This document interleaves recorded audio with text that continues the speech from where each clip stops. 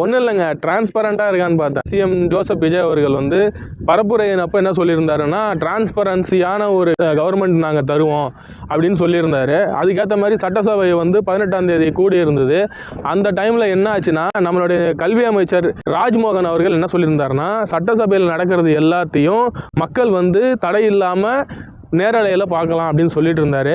அந்த டைமில் தான் எதிர்கட்சிக்கும் ஆளுங்கட்சிக்கும் இடையில வந்து வாக்குவாதம் முத்தி போய் அப்போ தாவேக எம்எல்ஏ வந்து கோபப்பட்டு எதிர்த்து நிற்கிற டைமில் நேரலை கட் ஆயிடுச்சுங்க. இந்த அளவுக்கு தான் இவங்களுடைய டிரான்ஸ்பரன்சி இருக்குதுன்னு நான் நினைக்கிறேன்.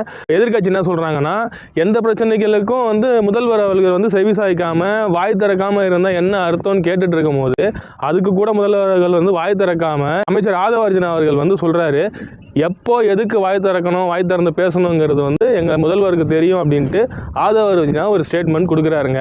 ஸோ முதல்வர் சீட்டில் இருக்கிறாரு, அவர் எல்லா விஷயத்துக்கும் பேசலனாலும் ஏதாவது முக்கியமான விஷயங்களுக்கு, இந்த பாலியல் குற்றங்களாக இருக்கட்டும், எல்லாத்துக்கும் ஒரு அட்லீஸ்ட் ஒரு குரல் கொடுத்தா தான் மக்களுக்கும் ஒரு நம்பிக்கை வருங்கிறது தான் என்னுடைய கருத்து.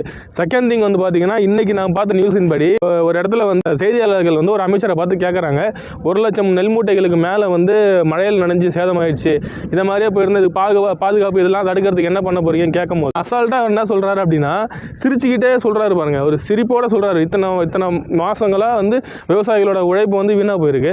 அவருடைய பதில் எப்படி இருக்குன்னா, ரொம்ப அசால்ட்டாக சொல்கிறாரு அவர். ஸோ இந்த மாதிரி தான் போயிட்டு இருக்கு. இது மட்டும் இல்லாமல் வெள்ளை அறிக்கை வந்து நிதியமைச்சர் மரிய வில்சன் வந்து சப்மிட் பண்ணியிருந்தாரு. வெள்ளை அறிக்கையில் என்ன சொல்லியிருக்காரு அப்படின்னா, தமிழ்நாட்டோடைய கடன் வந்து 13.8 லட்சம் கோடி ஆயிருக்கு அப்படின்னு சொல்லி சொல்கிறாரு. 5 வருஷத்துக்கு முன்னாடி எடுத்து பார்த்தீங்கன்னா தமிழ்நாட்டோட ஜிடிபி ரேஷியோ எவ்வளோ, இப்போ இருக்கிற நம்மளுடைய வருமான ரேஷியோ எவ்வளோங்கிறத நான் ஸ்க்ரீனில் போட்டிருக்கேன் பாருங்கள். ஸோ இதெல்லாம் அவர் வெளிப்படையாக சொன்னால் மட்டும்தான் அது வெள்ளை அறிக்கை. இதை பற்றிலாம் சொல்லாமல் எங்களுடைய கடன் இருக்குன்னு சொல்லி தப்பிக்கிறதுக்கு பேர் வெள்ளை அறிக்கை கிடையாது. இதெல்லாம் எதுக்கு சொல்கிறாங்க அப்படின்னா, இவங்க கொடுத்த வாக்குறுதிகளில் அவங்களால வந்து செயல்படுத்த முடியாது. ஏன்னா ரியாலிட்டி என்னங்கிறது பாலிடிக்ஸ்குள்ளே வந்த பிறகு அவங்களுக்கு தெரிஞ்சிருச்சு. அதனால தான் வந்து இந்த வெள்ளை அறிக்கை மூலமா எங்களால் பண்ண முடியாதுங்கிறத அவங்க ப்ரூவ் பண்ண ட்ரை பண்ணுறாங்கங்கிறத மக்கள் பேசிக்கிறாங்க, நான் பேசலை. ஸோ இந்த மாதிரியான அப்டேட்டட் பொலிட்டிக்கல் நியூஸை மிஸ் பண்ணாமல் பார்க்குறதுக்கு என்னோடய சேனலை சப்ஸ்கிரைப் பண்ணிக்கோங்க, என்னோடய பேஜை ஃபாலோ பண்ணிக்கோங்க. இந்த கண்டென்ட் ஒருத்தர் நினச்சிங்கன்னா, நான் சொன்னதில் நியாயம் இருந்ததுன்னா 4 பேருக்கு ஷேர் பண்ணுங்கள். Until then, by.